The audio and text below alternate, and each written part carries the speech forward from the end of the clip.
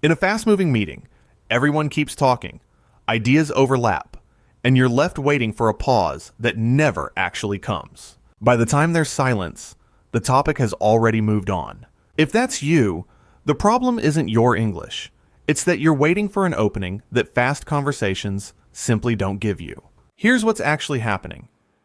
In group discussions, especially fast-paced ones, native speakers rarely wait for complete silence to jump in. They interrupt constantly, but smoothly, using small phrases that signal, "I have something to add," without derailing the flow. If you're waiting for a clean, quiet gap, you're waiting for something that may never come.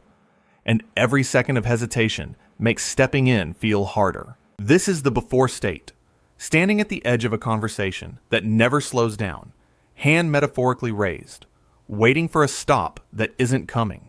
The conversation keeps moving, and the moment to speak keeps slipping further away. Here's how to enter naturally, without waiting for total silence. Step 1.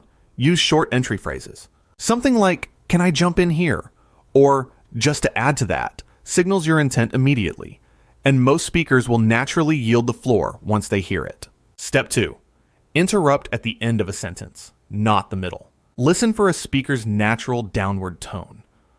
That's usually the true end of their thought, even if others jump straight back in right after. That's your actual opening. Step 3.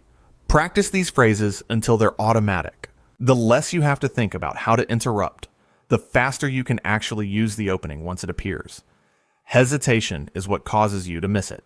This is the after, the same fast conversation, but now you have a way in.